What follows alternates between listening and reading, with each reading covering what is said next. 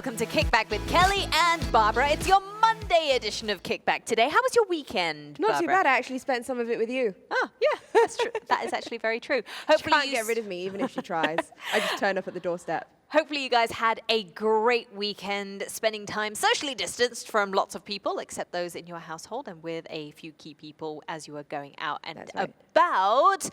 COVID numbers globally are on the rise, so we just have to make sure that we're doing our best on the home front to make sure that we stay united and make sure that we are doing our part to stay safe and reduce the spread of COVID. Exactly. And to be fair, I'm not going to lie, our community cases have been quite good. Yeah. You would have thought we're about a month into our phase 2, a month and a bit. And this is when you tend to see the second bout of numbers start to rise. But I think we've been doing pretty well, and it's only because everyone's been making a conscious effort. But at the same time, we don't want to let that kind of stuff go to our head and get complacent. That's right. So it's important that we stay unified. And when we talk about unity amongst Singaporeans, one thing that really unites a nation is so hungry. Food. Exactly. I knew she was going to say it. Like, I'm already hungry. What's up? I need dinner. But yes, today's episode is all about the food. So by the end of today's episode, my stomach's just going to be rumbling and eating itself, I think. Okay, so hopefully you've already had your dinner, but if not, here's a little bit of inspiration for you. We're going to be talking to our first guest, Dylan Ong, owner of The Masses. Let's get him on set to come and join us and share a little bit more about all the good things that he's done. Now, if you joined us for the morning show before we became Kickback with Kelly and Barbara, we actually were giving away vouchers for The Masses. And The Masses is one of my favorite places to get food from, simply because it's fine dining for the masses, right? Before we get into it, I'm not going to lie, I'm slightly disappointed at your choice of attire. I was hoping for a pineapple shirt or something like that. Like, where did our matching outfits go? Actually, I wanted to wear pineapple one, but your producer say keep it down, right? Yeah. Okay, so Dylan, can you tell us a little bit about The Masses? Okay, firstly, I think The Masses, for those who don't know, we are actually a Franco-Asian restaurant. So recently, someone talked to me about it, is that we are like, we cater to the monsieur, the madame, Wow, or even fancy. to, we call it to the akong and ama. So basically we are, it's like, basically we are a French restaurant, but we fuses local flavors in there, so that to make it, to make that cuisine a little bit linkable, and at the same time, to make that heritage fuses into the cuisine, so that, when we go into a place, you don't feel out of place, like tasting flavors that are so different. Like, sometimes when you taste foie gras, you're like, oh, but then somehow you have a little bit of, say, example, like a pineapple, chutney that you may had it before when you were young, and then you thought, it's something that I kind of like remember, so it fuses that together. So yeah, we've been around for about 3 years plus, so I've seen you and you so many times, so...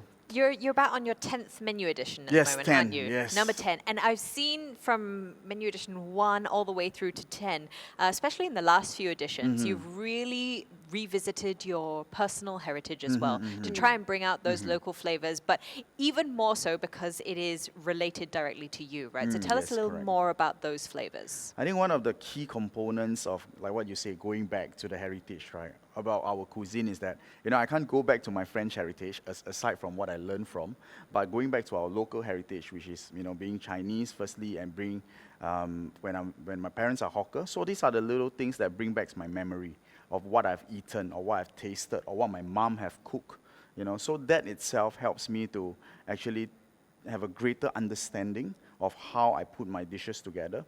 So one of the key dishes back then, I felt that it was pretty interesting, and it took on a very good, response from our guests. It's actually, we call it the zhu jiao dong, which is the chilled pork trotter. It's a very traditional Teochew dish, but kind of like refuses it and make it up to become like a little bit more, we call it atas, or whatsoever you call it, right? Yep.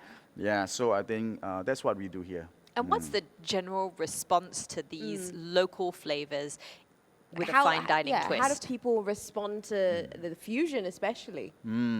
So I think for our guests or for myself, firstly, we try not to go overboard with flavors. So we touch base on flavors that are very balanced, so that when we want to do something, I'm not saying that fusion is not great. We try to keep ourselves away from that. We try to have a balance between 70 to 30. Example, if we are doing zhu jiao dong, we want we want that dish to be 70 Asian, 30% French. Rather than trying to put it like the whole dish, which is so Asian, we try to make it 70% French, 30% Asian. It will somewhat taste a little bit different, or that attachment to that dish for people who have tasted it, we felt like, it's a little bit too far off. Yeah. It's not too far out of the comfort zone then. Correct. So you're just easing them into it. And why is it so important for you to retain that part of your heritage in your food? I think firstly, when we talk about me serving French, I think people will look at me. Firstly, I'm not French. I'm Chinese, right? And of course, You're like when I remember when I first met you, I was like, wow, this guy's like the biggest ubbing in serving French food. Yeah, you get what I mean.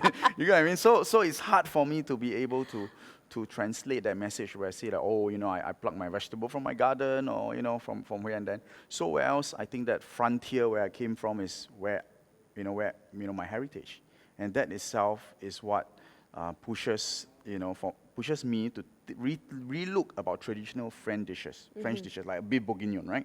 So beef bourguignon, we serve it classically, but we serve it in a clay pot.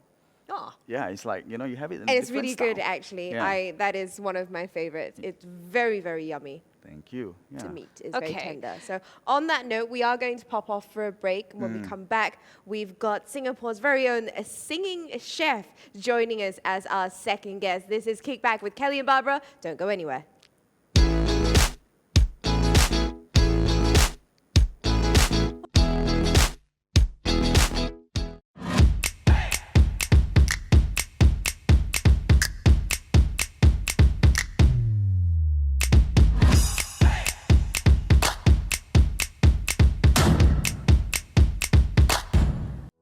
In this episode of What You're Cooking Fast Forward, it's all eggs anytime, any day, as we bring forth to you 3 exciting recipes of scrambled eggs, Middle Eastern style, and also marinated, where you can enjoy it anytime, any day. So stay tuned with us on the next episode of What You're Cooking Fast Forward.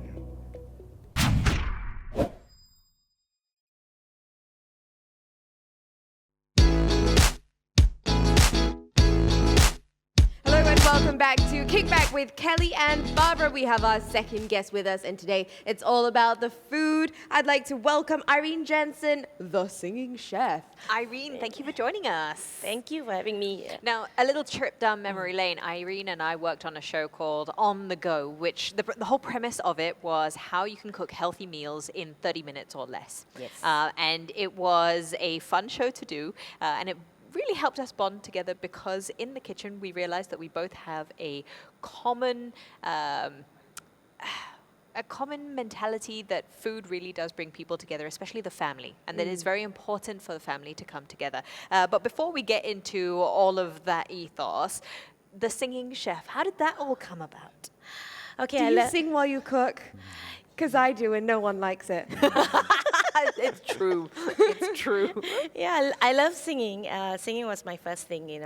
I'm also a vocal coach, so I love music, and I sing when I cook. So what happened was I was feeding some of my friends, and one of my friends actually wrote a song. He came back the next day, and then he gave me a song about the food that I served him the few days before, and then it came about. The song became a recipe.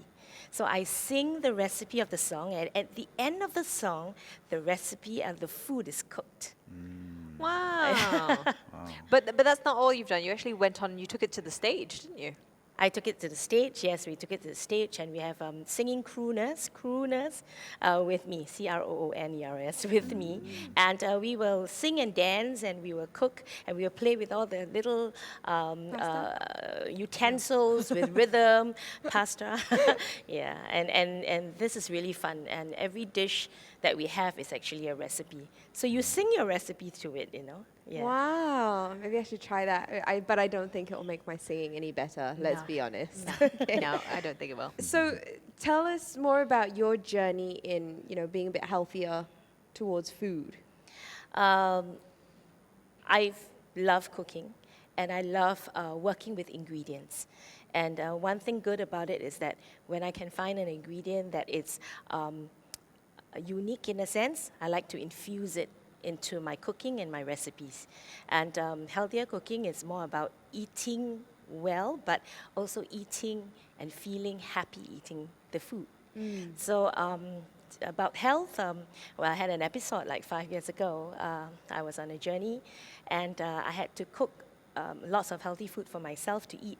And so there I came up with these recipe, and I was hoping that, if you're not feeling good or you're sick, you can eat happy food. So this is why I believe that food does help you to heal. Absolutely. I think food is not just about nourishment for your body, but it's also about nourishment for your soul, right? yeah, I mean, 100%. Dylan, you cook food that makes people happy, and that must So bring you a happy. lot of joy as well, Yes, right? yes, definitely. Right? Yeah. There must be nothing more rewarding than seeing people actually come to your restaurant and really enjoy the food you put on the table. Yeah, definitely. I think you talk about it, happy food. At the end of the day, whatever cuisine that it may be, Correct. what you want to put on the plate is really just food that are delicious and happy. When you see food, it makes you smile. It makes the inner of your body feels happy. And at the same time, of course, when you consume it, you see the love from the cook itself or from the chef itself. You can Yes. feel it. I think that's the greatest part of us loving food or cooking food. Yeah. So I'm quite curious from the both of you, how, when you come up with these recipes or when you create these dishes, how do you maintain that balance between indulgence and the balance in amount of nutrition and the right amount of taste? Like, there are just all these things you need to juggle in order to make sure that it is healthy, but it tastes good, your customers are happy. Where do you find the balance? For me, yes, indulgence is a must, right? Right. Right, So right. you want to make sure that Yes. if you're eating, you're happy eating it. Correct. yes. So we choose the ingredients that are on a healthier choice. And also when we create a recipe, it must have a balance within indulgence and, a balance of health as well.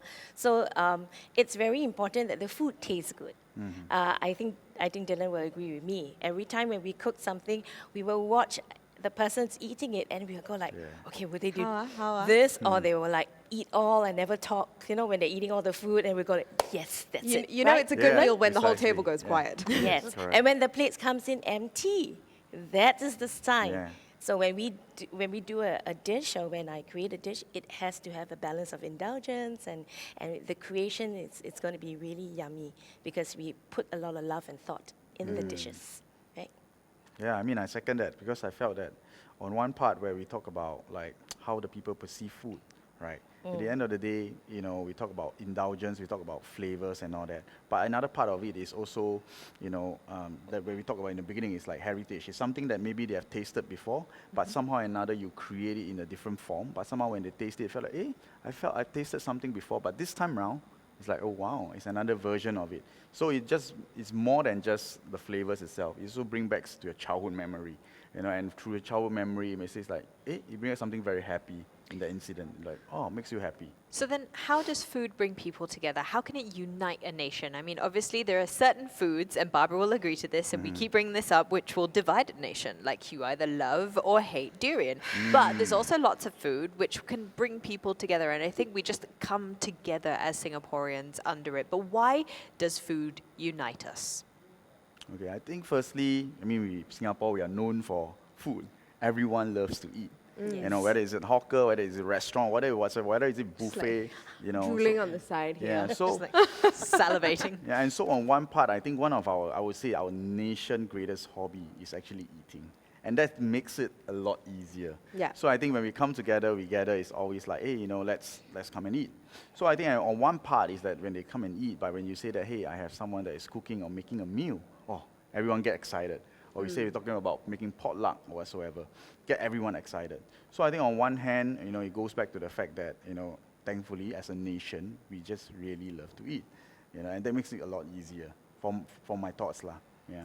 For me, I think the circuit breaker period was very good for lots of family because I feel that many of us come back to the table to eat together. And that has been Because you've got lost. nowhere else to go. But the beautiful part is communication takes place. Yes. Where you can know a little bit about your children, or someone will be having some time to talk to each other, which we don't have that in most of the household. And I think food unites people together, families together, and this is the main thing that we had many, many years ago, when we always have to come home to the table to eat, Yeah, right? yeah. And we've lost that because of time and work. Yeah, I think our family was very big on whatever it is, you can do whatever you want during the daytime, but evening time, you come home, you sit down at the dinner table, and everybody comes together to eat as a family unit. And I think somewhere along the way, we've sort of lost that a little bit. Yes. People get distracted by devices, people are busy, they're always on the go, right? So I think it's very important, and this is something that you and I really resonate together with. Yes. The fact that, it's dedicated time together. Yes. Is that something you preach and practice at home, Dylan, as well? Yeah, of course, because one of the things, like what you say, devices, right? It's always, even for myself, like we are so busy with work, but somehow when you say that, it's dinner time, we come together to eat because relationship matters.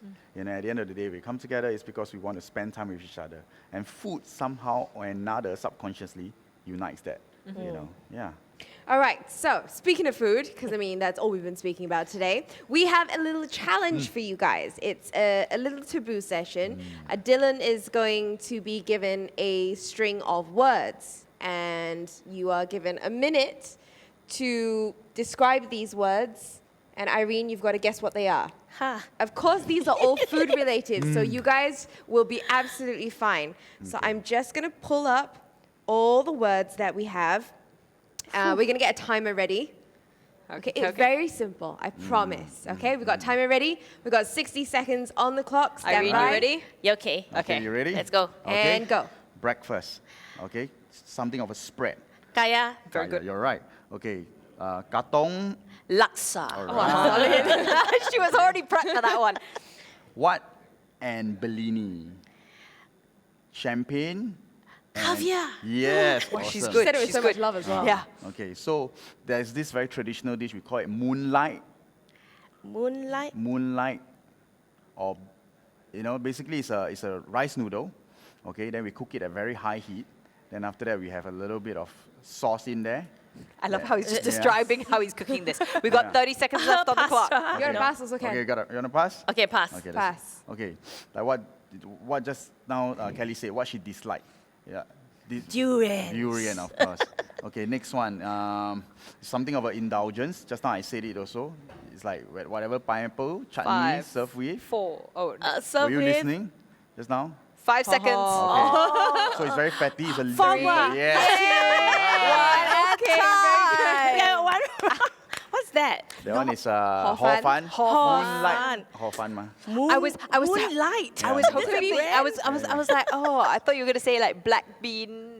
Oh, black bean hor fun. You know? Seeds. When you say like Yeah. black bean or beef or sliced fish, Yeah. maybe I'll go hor fun. But moonlight, Maybe. I thought something Western. Fancy, his like description. I would have said Italian. like soggy noodles with Yeah. duck. Hey, but then he cooks fusion food, so Yeah. we Yeah. gotta We give never it run. in. Okie dokie. Well, guys, thank you so much for being part of the you. conversation. I think it's very insightful to glean from the professionals, just their hopes for how food will unite people. If you want to, you can go check out Irene and all the stuff that she does, as well as go and visit the masses, because trust me, it's we a can all go dining for dinner experience. Yeah, let's all go for dinner together. But in order to go and have dinner, obviously we need to work out and earn the food first. So we're going to go for a break. But when we come back, Barbara and I will be earning our dinner at the masses right here on Kickback with Kelly and Barbara. Don't go away.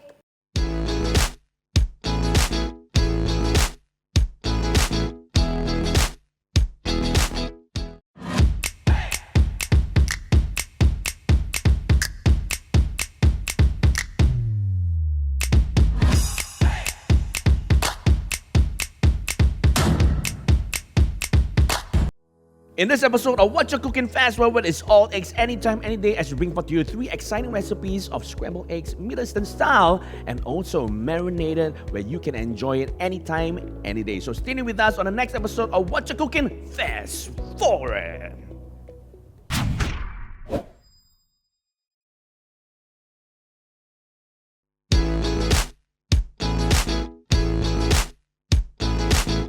Hello and welcome back to Kickback with Kelly and Barbara. Now that we've spoken all about the indulgence and the food, and I'm super duper hungry, well, first we're gonna earn our dinner. That's right. So today's workout, as usual, is going to be broken down into different segments. We'll have 40 seconds of work, 20 seconds rest, and we're going to have 5 exercises this time round so that you can then take this one and then multiply it several times to get you a full body burn. Now today we're going to be focusing on our core as well as our glutes and legs, because That's a great way for you to burn maximum calories. But because you're going to be overindulging and eating lots of really good food, we're going to work on your obliques so that you can wrap your body around and make sure that it all stays tucked in. Good. So, First exercise, we're going to get down onto our hands and knees in tabletop position. Just very easy, bird dogs. Extend your right hand and left leg and bring it back in. Left hand, right leg. Now this one does look easy, but it does require a fair amount of balance and core engagement. So this is a good one to help you just kind of get everything going, get nice and activated before you head on into other exercises. if you want to elevate it, you can come off your knees. then it becomes like a solid workout. Yeah. And we are done. Whew, perfect. Next Okay. one. Next exercise we're going to do is in a side plank position. And then you're going to come up and off. And then you're going to be doing a slight rotation, down, threading through, and then coming back up. Okay? Stand by. We've got 5 seconds. we were going. 4, 3, 2, 1. Come off the ground. Keep your hips up high. Arm up. Reach through. Try and reach the other side of your mat. As you come up, open up, reach through. You should be working that lower oblique as you open up your chest. Come back down. Touch through on your mat. Whew. Nice burn. We're about halfway there. Oh my. Keep your Yeah, hips this one up. burns. Hey-ya. Keep going. Breathe through it. You want to try and keep your hips stacked up on top of each other. Try not to sway them too far backwards and forwards. Another 5 seconds. 4, 3, It's good exercise. 2, 1. Good job, Kelly. We're going to stay on this side. And we're going to take our legs and we're going to take our lower leg this time round. And then we're going to lift it up into an inner thigh lift. Hip on the ground. Yep, hip on the ground. Perfect. And lifting up just to activate your inner thigh. And then afterwards, we're going to do a clamshell. So we'll break it out that. in 20 seconds. 20 seconds each. Ready? And let's go. Up, up, up. Now this one looks small, but it does do a lot, I promise. Okay, you've got another 7 seconds left on this side. 3, 2, 1, and then legs together, and then clamshell up. Oh, you're clamshelling with your feet off the ground. Yeah, feet off the Oh. ground in this position. And this time, your focus is on that upper glute, squeezing it, keeping your heels off the Ooh. ground. Feel the burn. This is a slow killer, trust Keep me. the balance. And rest. Oh. Now we're going to go off onto the other side now. So we're going to redo everything on the other side. So you've got first up, your it'll plank be your rotations? obliques. Yes. So on that side, we've got another 3 seconds. 2, 1. Come on up. Arm up. Thread through. Arm up. Thread through. Up. Thread through. Up. Thread through. Another 30 seconds to go. I have to stop talking. Lara stopped talking because she's concentrating so much. Keep going. Hold it nice and strong. If you need to, you can always drop down onto your knees. Keep your hip off the ground. Kelly is 10 very seconds. put together. Okay, let me just do this last bit. 5, 4, 3, 2, 1. Very nice. Okay. Okay, now remember, it's your lower leg this time, just slightly in front, and you'll be raising it just off the ground, activating your inner thighs to get a really good burn. And okay? as tempting as it is to take a nap while you're lying on the floor, let's try not to. Okay, in 3, 2, 1, let's go. Lift. Lift. Lift. Try and see if you can get it at least 6 inches off the ground. And whilst you're in And that not position, just moving the ankle. I Yeah. found myself going and then like trying to tilt my leg up. I'm like, okay, apparently that doesn't count. so as you go up, squeeze at the top position before you release. Squeeze and squeeze and squeeze. Like Now into inner that thigh clamshell strength. position. It's something that we don't Squeeze. always focus on. Squeeze. Now, one thing that you'll realize is that you may not have that rotation mobility in your hips. So just go slow and steady and try and see how far you can open up that hip. Last one. Ooh. And rest. Ah, Good job, Kelly. Are you okay? I feel like good job, Barbara, is also warranted. Okay. Well, now you've got a nice little workout for you to do. You can repeat this one several times through to get you a nice 15-minute burn for your obliques as well as your glutes and your inner thighs. Booty burn. And you've definitely earned your dinner by this point. We are done and dusted for today, but make sure you join us on Wednesday. We will be planting the seed for future generations by talking about what we can do in our own personal capacities to make sure that we are ensuring there is a green Singapore for the next generation. I'm looking forward to that one. I really am. And we're in a solid lead up to National Day. We've got a whole array of stuff that's going to be happening here on Get Active TV. In the meantime, stay safe. Stay strong. And you don't really need to stay at home, but make sure you're doing whatever you can within your community to keep everybody safe. Remember, 5 packs. We'll see you on Wednesday, 8 p.m. here on Get Active TV. This is Kickback with Kelly and Barbara. Bye-bye.